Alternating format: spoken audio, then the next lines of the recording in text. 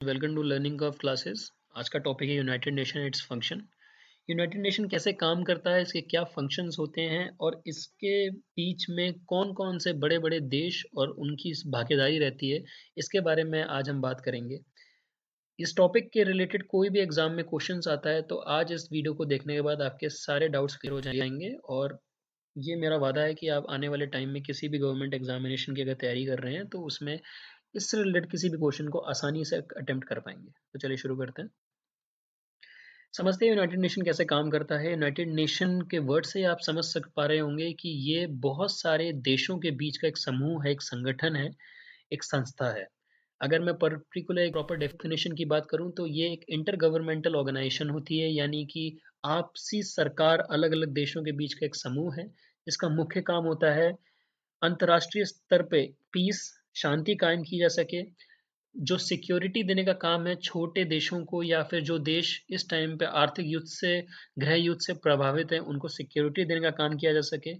देशों के बीच में डेवलप फ्रेंडली रिलेशंस बनाए जा सके, उनके बीच में दोस्ती रखी जा सके, और वो एक वर्ल्ड लेवल पर, एक इंटरनेशनल लेवल पे आपसी सामंजस्य से एक कॉपरेशन बैठाया जा सके ताकि युद्ध की जो संभावना है वो बिल्कुल शून्य या फिर जीरो हो जाए। यूनाइटेड नेशन संगठन की स्थापना 1945 में हुई थी आफ्टर वर्ल्ड वॉर टू।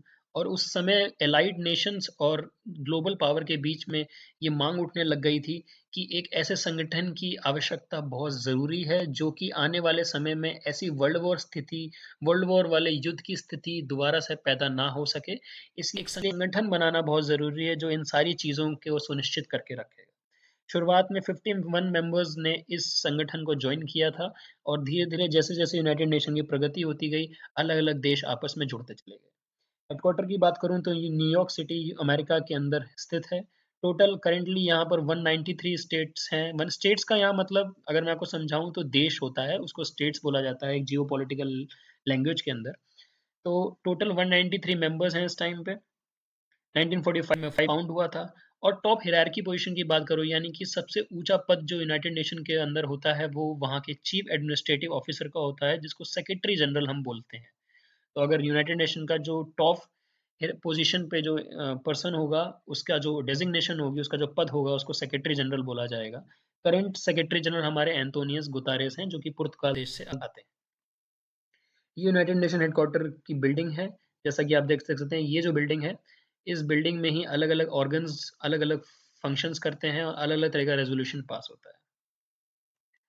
अब आके बात करते हैं मेन ऑर्गन्स की। यूनाइटेड नेशन के जो फंक्शंस होते हैं वो अलग अलग डिपार्टमेंट्स में डिवाइड हैं, डिपार्टमेंट्स कह सकते हैं। टोटल 6 ऑर्गन होते हैं जिनको मिलकर यूनाइटेड नेशन काम करता है। पहला है जनरल असेंबली, दूसरा है सिक्योरिटी काउंसिल, तीसरा है इकोनॉमिक एंड सोशल काउंसिल, चौथा है ट्रस्टशिप काउंसिल, पांचवा है international court of justice, and छठा है सेक्रेटरीट। आप इन ऑर्गन्स को ध्यान से देख लीजिए क्योंकि ये 6 के 6 ऑर्गन बहुत इंपॉर्टेंट हैं यूनाइटेड नेशंस के अंदर, और यही एग्जाम से पूछे जाते हैं। अगर इन ऑर्गन्स की बात करूं तो इसमें 3 ऑर्गन बहुत ज़्यादा ज़रूरी माने जाते हैं। एक है जनरल असेंबली, दूसरा economic and social council, security council, international court of justice. General assembly की बात करते हैं, जो पहला ऑर्गन होता है, ये बहुत इंपॉर्टेंट ऑर्गन है यूनाइटेड नेशन का। आप ये समझ लीजिए बैकबोन है यूनाइटेड नेशन की, क्योंकि जनरल असेंबली में सारे के सारे मेंबर मीटिंग करते हैं साल में। और सारे के सारे जो जितने भी देश के प्रमुख हैं वो न्यूयॉर्क में इकट्ठा होते हैं यूनाइटेड नेशन की बिल्डिंग में, और वहाँ पर अलग अलग विषयों पे, अलग अलग रेजोल्यूशंस पे बात होती है और वोटिंग डली जाती है। तो बेसिकली इन जनरल असेंबली का मेन काम जो होता है वो ये होता है कि यूनाइटेड नेशन में बजट कैसे तय किया जा सकता है। नॉन परमानेंट मेंबर जो सिक्योरिटी काउंसिल के अंदर होते हैं उनको कैसे किया जा सकता है। सेक्रेटरी जनरल जो है उसकी अपॉइंटमेंट कैसे करी जाएगी, कैसे वोट डाले जाएंगे, उसके ऊपर विचार होता है। और अलग अलग other parts of UN system, यानी कि जो अलग अलग ऑर्गन्स है उनसे जो रिपोर्ट्स आती है उसके तहत पे क्या डिसीजन लिए जा सकते हैं, या फिर जो भी रेजोल्यूशंस हमें बनाने हैं, जो रेजोल्यूशन जनरल असेंबली लाती है अलग अलग टॉपिक्स और अलग अलग इश्यूज को लेके, वो कैसे काम करेगा, वो जनरल असेंबली का फंक्शन होता है। गौर करने वाली बात यहाँ पर यह है कि जितने भी मेंबर स्टेट हैं जनरल असेंबली के अंदर, उन सबका इक्वल रिप्रेजेंटेशन होता है। ऐसा नहीं है कि 193 मेंबर्स में से सिर्फ आधे ही वोट डालेंगे और आधे सिर्फ देखेंगे। हर मेंबर का अपना एक वोट होता है। उस वोट की राइट को लेते हुए वो किसी भी रेजोल्यूशन, किसी भी टॉपिक और किसी भी प्रॉब्लम्स और इश्यूज को लेकर जो रेजोल्यूशन बनाया जाता है उसके ऊपर वो अपना वोट दे सकता है, यस नो या अवॉइड कर सकता है।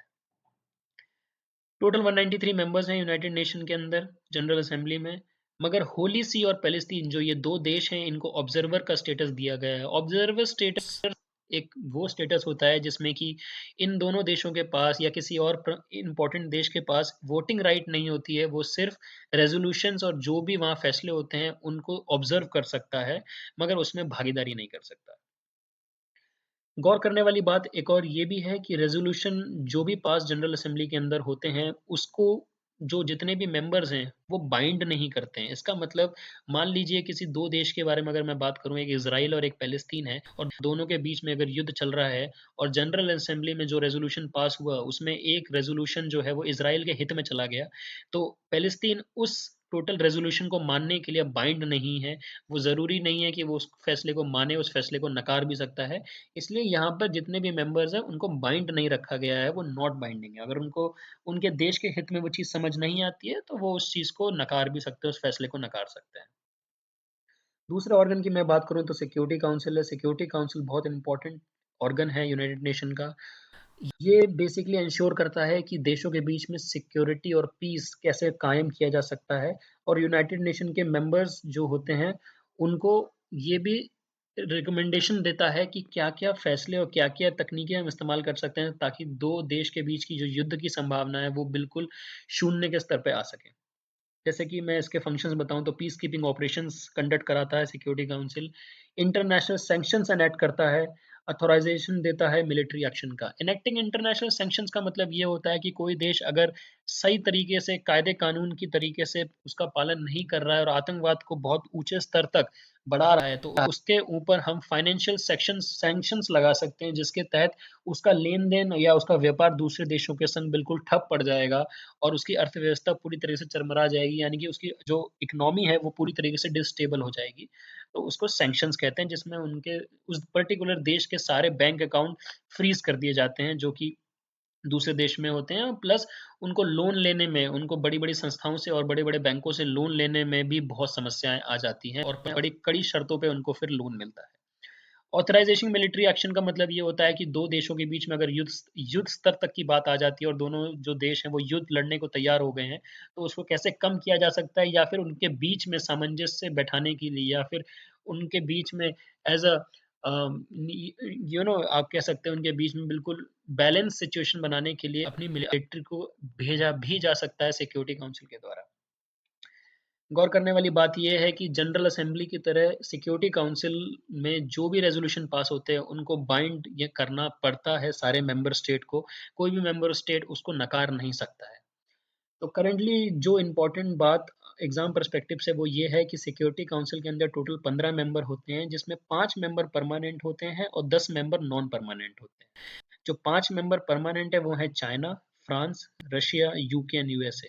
ये 5 मेंबर के पास वीटो पावर होती है। वीटो पावर का मतलब ये होता है कि अगर कोई भी रेजोल्यूशन सिक्योरिटी काउंसिल में पास होता है और वो रेजोल्यूशन उन पांचों मेंबर में से किसी मेंबर के हित में नहीं काम कर रहा है तो वो उस रेजोल्यूशन को, वो उस चार्टर को कैंसिल भी कर सकता है, वीटो करके मना कर सकता है, जिससे कि वो रेजोल्यूशन पास ना भी हो।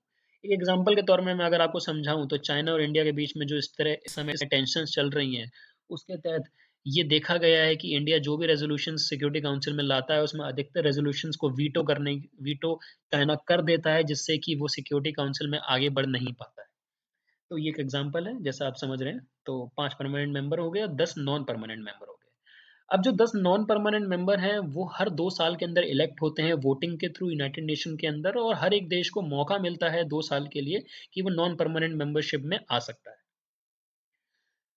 जैसे कि आप इस फोटो में देख सकते हैं, ये यूनाइटेड नेशन सिक्योरिटी काउंसिल की ऐसी बैठक लगती है जिसमें कि टोटल 15 मेंबर्स जो हैं वो यहाँ पर बैठते हैं, अलग अलग देश को रिप्रेजेंट करते हैं, और इन्हीं में से 5 परमानेंट मेंबर्स जो होते हैं वो भी अपने देश को रिप्रेजेंट करते हैं, और जितना भी रेजोल्यूशंस होते हैं उनके ऊपर बातचीत, डिसीजंस, वीटो या फिर वोटिंग यहीं पे होती है। सिक्योरिटी काउंसिल का एक और एक और इम्पोर्टेंट फंक्शन है वो ये है कि वो यूनाइटेड नेशन पीस कीपर्स को भी रखता है। पीस कीपर्स यूनाइटेड नेशन के वो होते हैं, ये एक तरह की आर्मी होती है यूनाइटेड नेशन की खुद की, जिसको जो कि हर देश के द्वारा भेजी हुई एक आर्मी की टुकड़ी होती है, उन सारी टुकड़ियों को मिला के यूनाइटेड नेशन के पीस कीपर्स बनाए जाते हैं।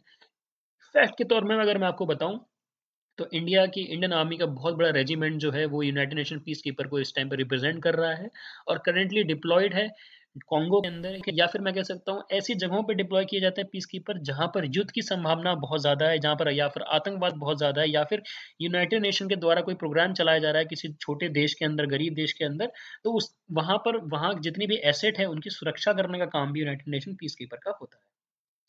यूनाइटेड नेशन पीस कीपर को चलाने के लिए जो बजट होता है यूएन के अंदर, वो सारे देश इंडिपेंडेंटली देते हैं अपनी तरफ से वॉलंटरी रूप में। कोई बाइंड नहीं होता है कि एक सर्टेन अमाउंट देना ही देना है, हर देश अपनी जीडीपी और अर्थव्यवस्था के हिसाब से फंड दे सकता है। अगर मैं बात करूं इकोनॉमिकल और सोशल काउंसिल का, ये भी एक इम्पॉर्टेंट ऑर्गन है यूनाइटेड नेशन के अंदर। बेसिकली ये जो काउंसिल होता है इसका काम होता है इकोनॉमिक और सोशल फील्ड पूरे देश के अंदर, अलग अलग देशों के अंदर जो है उसके तहत जो डिसीजन लिए जाते हैं वो इकोनॉमिक एंड सोशल काउंसिल का काम होता है।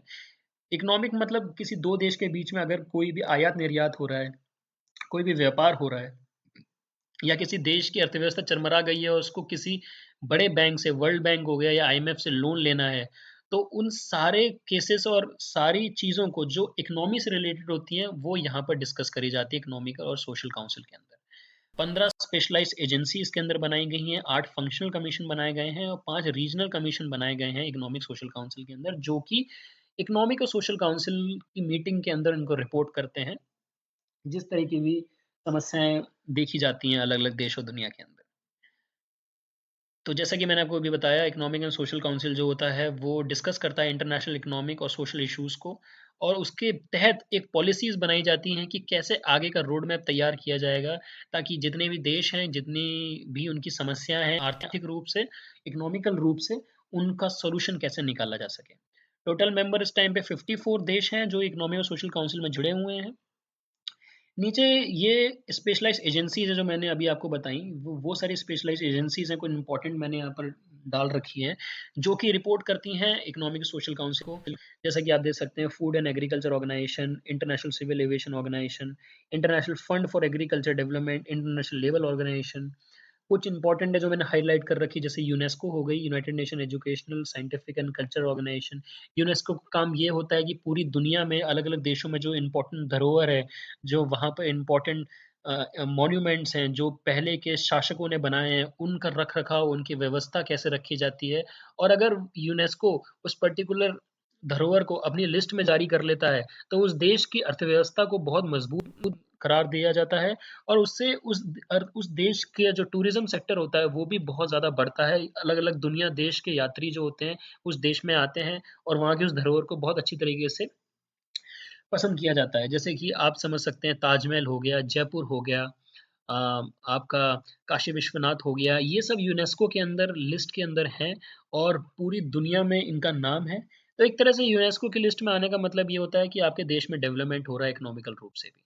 बाकी अलग अलग संस्थाएं, United Nation Industrial Development Organization, World Tourism Organization, Postal Union, World Bank Group, World Bank का आपने नाम सुना होगा जो कि लोन देता है अलग अलग देशों को उनके प्रोजेक्ट्स के लिए। International bank for reconstruction and development, ये भी लोन देता है अलग अलग देशों को ताकि वो अपने देश में अलग अलग प्रोग्राम्स और प्रोजेक्ट्स को काम कर सकें। International Development Association, Finance Corporation, Centre for Settlement of Investment Dispute, World Health Organization. Covid के टाइम में आपने देखा होगा कि डब्ल्यूएचओ कितना बड़ा रोल था। डब्ल्यूएचओ अलग अलग देशों के अंदर अच्छी तरीके से व्यवस्थाओं को देखता है कि हेल्थ केयर फैसिलिटीज़ कैसी है, वहाँ पर दवाइयाँ मिल रही हैं कि नहीं मिल रही है, वैक्सीनेशन प्रोग्राम्स कैसे काम कर रहे हैं, तो डब्ल्यूएचओ का यहाँ पर रोल इन्वॉल्वमेंट आ जाता है। फिर है World Intellectual Property Organization, World Metrological Organization. तो ये जो है 15 स्पेशलाइज्ड एजेंसीज हैं। और भी एजेंसीज हैं, मगर यहाँ पर इन एजेंसीज का रोल बहुत इंपॉर्टेंट हो जाता है क्योंकि ये अलग अलग देशों में अलग अलग उनके प्रोग्राम्स को मॉनिटर करती हैं, सुपरवाइज करती हैं, और उससे रिलेटेड जो भी समस्याएं होती हैं वो इकोनॉमिक एंड सोशल काउंसिल में जाके बताती हैं। आगे बढ़ते हैं ट्रस्टशिप काउंसिल में। ये भी एक ऑर्गन है यूनाइटेड नेशन का। बेसिकली ऑर्गन की जितनी भी एक्टिविटीज थी उसको सस्पेंड कर दिया गया था, 1994 में ख़त्म हो गया था ये काउंसिल। बट बेसिकली इसका काम ही यही था कि जितने भी देश जो किसी दूसरे देश के अंडर के रूल के अंदर, इकोनॉमिकल रूल और उनकी कॉलोनीज के रूल के अंदर आते हैं, तो उनका जब ट्रांजिशन होता है कॉलोनी से सोवरन नेशन के अंदर, मतलब एक आज़ाद देश जब आज़ादी पाता है, तो उस ट्रांजिशन को सुपरवाइज करने का काम एक ट्रस्टशिप काउंसिल का था। फॉर एग्जांपल अगर मैं आपको बताऊं, जैसे इंडिया पे पहले ब्रिटिश हुकूमत का राज था, तो ब्रिटिश हुकूमत जब इंडिया से जा रही थी और इंडिया से उन्होंने सारी अपनी एक्टिविटीज़ को ख़त्म करके जब वो अपने देश वापस जा रहे थे और इंडिया को आज़ाद कर रहे थे, तो वो ट्रांजिशन जो है, वो एक फ़ेज़ जो है, वो जो प्रक्रिया है, उसको सुपरवाइज़ करने का काम ट्रस्टशिप काउंसिल का था, ताकि जो ट्रांजिशन है वो बहुत अच्छी तरीके से हो सके, वहाँ पर कोई खून खराबा ना हो सके, कोई वायलेंस ना हो सके। इसी चीज़ की ज़िम्मेदारी ट्रस्टशिप काउंसिल की थी। बट जैसा कि आप जानते हैं कि आज के टाइम पे ऑलमोस्ट सारे देश आज़ादी हैं। कुछ देश अभी भी किसी स्पेशल एडमिनिस्ट्रेशंस के अंडर में काम करते हैं। इसकी वजह से ट्रस्टशिप काउंसिल को ख़त्म कर दिया गया था। अगर मैं आपसे एक फैक्ट पूछूं, अगर या मैं आपको फैक्ट बताऊं, तो अभी जो रिसेंट देश है बारबाडोस, बारबाडोस जो देश है उसको रिसेंटली अभी इंडिपेंडेंस मिली है यूके से, यूनाइटेड किंगडम से। सो ये एक एग्जांपल है ट्रस्टशिप काउंसिल का। बात करें जो पांचवा इंपॉर्टेंट ऑर्गन है यूनाइटेड नेशन का, वो है इंटरनेशनल कोर्ट ऑफ जस्टिस। ये बहुत इंपॉर्टेंट एक ऑर्गन माना जाता है, जो कि किसी दो देश के बीच के डिस्प्यूट्स जो होते हैं उनको सेटल करता है। मान लीजिए दो देश के बीच में कोई समस्या है, आपस में कोई किसी चीज़ को लेके विरोध हो रहा है, उनके बीच में कोई भी लड़ाई चल रही है, तो उस लड़ाई को आप इस कोर्ट में जाकर के रिप्रेजेंट कर सकते हैं, इस डिस्प्यूट को बात प्रेजेंट कर सकते हैं दोनों देश के बीच में, और इंटरनेशनल कोर्ट ऑफ जस्टिस अपना फैसला सुनाता है, ताकि दोनों देशों के बीच में से कोई भी डिसीजन निकला जा सके उस पर्टिकुलर प्रॉब्लम का। एक एग्जांपल अगर मैं आपको समझाऊं, मान लीजिए कि पाकिस्तान देश के अंदर स्पेन की कोई कंपनी, कोई तेल की कंपनी आके वहां पर खुदाई करती है और वहां के तेल के जो कुएं होते हैं उसको खोदती है। एक एग्जांपल बता रहा हूँ। और कल को पाकिस्तान बोल देता है कि आपने ये तेल के कुएं खोदे हैं, हम अब आपका इसके ऊपर कोई राइट नहीं है, अब इन सारे तेलों का इस्तेमाल हम करेंगे, आपको कोई पैसा नहीं मिलेगा। तो वो स्पेन की जो कंपनी है वो, या स्पेन जो देश है, वो इंटरनेशनल कोर्ट ऑफ जस्टिस में पाकिस्तान के खिलाफ याचिका दायर कर सकता है, ताकि उसको उसका जो हक, मालिकाना हक है, या जो उसको उसका अपना पैसा बनता है उस तेल फील्ड को, तेल ऑयल फील्ड के एक्सप्लोरेशन के टाइम पे, वो लेने के लिए वो इंटरनेशनल कोर्ट ऑफ जस्टिस में जा सकता है। ये एक तरह का सिंपल कोर्ट है, जो कि अगर देश लोकल लेवल पे अगर मैं बताऊं, तो जैसे कि हम अपने किसी केस को लेके किसी कोर्ट में जाते हैं, वैसे देश, दो देशों के बीच में जो समस्याएं चल रही होती है उसको लेके वो इस कोर्ट के अंदर जा सकते हैं। Currently international court of justice जो है वो नेदरलैंड्स देश के अंदर दी हैग नाम की सिटी के अंदर बना हुआ है। 15 जजेस का पैनल बैठता है यहाँ पर, और जितने भी 15 जजेस होते हैं जनरल असेंबली द्वारा नॉमिनेट किए जाते हैं। इनका जो कार्यकाल होता है वो 9 साल का होता है, और इम्पोर्टेंट बात ये है कि इन 15 जजेस में सारे के सारे जज जो होते हैं वो अलग अलग नेशनैलिटी से आते हैं। कोई भी जज एक से ज़्यादा एक देश का सिमिलर नहीं हो सकता है, ताकि ये बताया जा सके कि जो 15 जज हैं इनका रिप्रेजेंटेशन पूरा का पूरा अनबाइस्ड है, और बिल्कुल बैलेंस रूप से ये जो भी जजमेंट देंगे बैलेंस रूप से देंगे। एक केस था कुलभूषण जाधव का, जो कि हमारे एक नेवी के ऑफिसर थे, जो कि इस टाइम पे पाकिस्तान की जेल में है। तो उस केस को लेके इंडिया जो था इंटरनेशनल कोर्ट ऑफ जस्टिस में गया था पाकिस्तान के खिलाफ, और इंटरनेशनल कोर्ट ऑफ जस्टिस ने जब अपना फैसला सुनाया था, तो उन्होंने इंडिया के फेवर में सुनाया। ये इंटरनेशनल कोर्ट ऑफ जस्टिस का फोटो है, जो हेग दी नीदरलैंड्स में स्थापित है इस टाइम पे। देख सकते हैं आप फोटो में। यहीं पे सारे केसेस जितने भी डिस्प्यूट्स होते हैं उनकी सुनवाई की जाती है। एक इम्पॉर्टेंट बात मैं आपको बताऊं, तो इंटरनेशनल कोर्ट ऑफ जस्टिस भी बाइंडिंग नहीं है किसी देश के लिए। यानी कि अगर जो इंटरनेशनल कोर्ट ऑफ जस्टिस है, इसके पास इतनी पावर नहीं है कि अगर ये कोई फैसला सुनाता है तो वो दूसरा देश उस फैसले को मानना ही मानना पड़ेगा, ऐसा ज़रूरी नहीं है। वो दूसरा देश उस फैसले को नकार सकता है, मगर आम तौर से देश जो होते हैं वो इनके फैसलों को मानते हैं, क्योंकि वर्ल्ड स्टेज पे देश की बदनामी बहुत होती है, और अगर किसी देश की बदनामी हो रही है, किसी देश के इमेज खराब हो रही है, तो लोन लेने में और डेवलपमेंट में बहुत प्रॉब्लम्स आ जाती हैं, और सैंक्शंस का डर लगा ही रहता है। लास्ट जो ऑर्गन है यूनाइटेड नेशन का, वो सेक्रेटरीट है। ये सेक्रेटरीट बेसिकली एक एडमिनिस्ट्रेशन पर्पस से एक ऑर्गन बनाया गया है, कि पूरे यूनाइटेड नेशन में जो भी काम होता है अलग अलग ऑर्गन्स में, उनका काम, उनका ऑपरेशंस बहुत स्मूथ करता रहे, बहुत अच्छी तरीके से चलता रहे, उसमें कोई अड़चन ना आए। अगर कोई अड़चन आती है, कोई भी पेपर वर्क होता है, तो वो सारा काम सेक्रेटरीट के अंदर होता है, तो यही इसकी डेफिनेशन है। देखिए मैंने लिखा भी है, इसका यही इंपॉर्टेंट रोल है कि setting the agenda for deliberative and decision making bodies. Resolution में क्या एजेंडा होगा आज का, क्या क्या टॉपिक्स डिस्कस किए जाएंगे, कौन से देश की क्या वोटिंग राइट है, सेक्रेटरी जनरल का नॉमिनेशंस कैसे किया जाएगा, ये सारी चीज़ें जो होती हैं वो सेक्रेटरीट के अंदर ही की जाती हैं। और जो सेक्रेटरीट होता है, इसका जो मेन जनरल होता है जिसको अपॉइंट किया जाता है जनरल असेंबली में, वो भी सेक्रेटरी जनरल होता है, यानी कि एंटोनियो गुतारेस ही सेक्रेटरी के हेड होते हैं।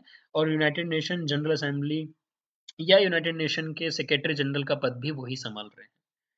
तो आई होप आपको ये समझ में आया होगा वीडियो, सारी पॉइंट्स आपके क्लियर हो गए होंगे। और जितने भी टॉपिक्स थे, जो इम्पोर्टेंट फैक्टर्स थे, वो मैंने इसके अंदर जो है इंक्लूड करे, ताकि आपकी एक अंडरस्टैंडिंग बन सके। तो आप इस वीडियो को देखिए, बार बार देखिए, एंड जो भी पॉइंट्स हैं कंपटीशन एग्जाम्स रिलेटेड, वो इसी के अंडर में ही क्वेश्चंस बनाए जाते हैं। तो thank you so much for watching this video. Subscribe करिए, लाइक करिए एंड शेयर करिए वीडियो अपने फ्रेंड्स के साथ में। Thank you so much.